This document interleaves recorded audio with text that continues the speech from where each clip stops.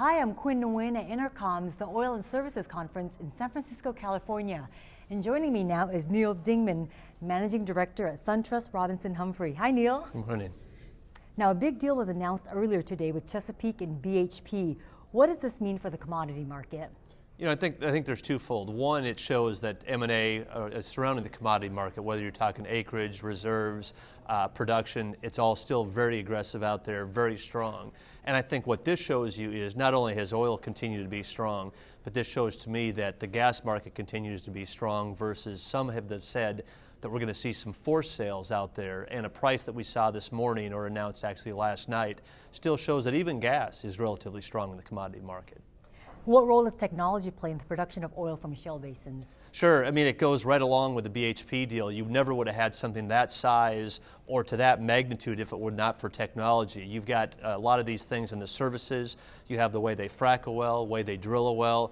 A lot of these technologies now have made plays such as these shale plays possible that even 2 years ago, 3 years ago, you wouldn't even consider looking in these plays, nor they would not have been economic. But now, because of this technology, you're able to hit areas and drill for areas and complete areas that once before you were not able to touch.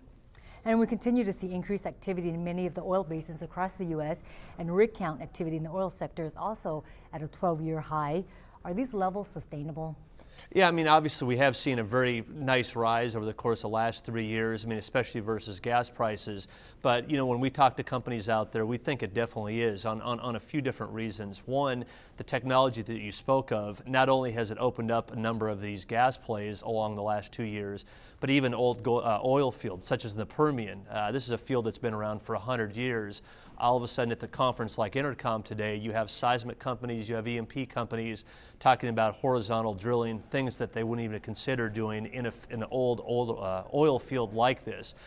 You know, secondly, you have more of these seismic companies talking about even new shale oil plays. You know, areas like the Niobrara, areas like the Eagle Ford, which is more liquids. So to me, we think it is economical and definitely sustainable because you not only have the older fields that are now seeing a rejuvenation, but you've got these new oil fields because of the technology that we spoke of earlier. What other insight did you want to add?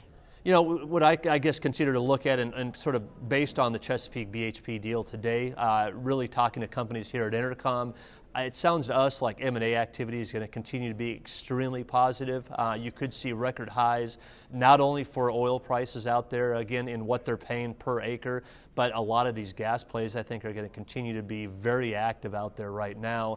When we talked to a couple of companies this morning, both small and large companies at the conference, both said they're looking at buying properties. They may be even looking at selling properties.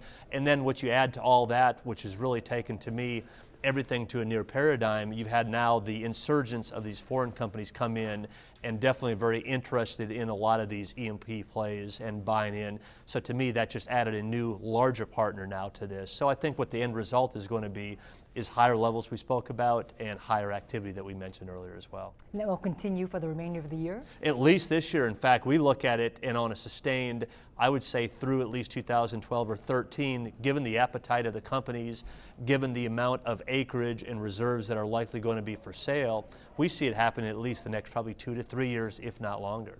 Okay, Neal, good information. Thanks for your time today. Thank you. I'm Quinn Nguyen with oilandgas360.com.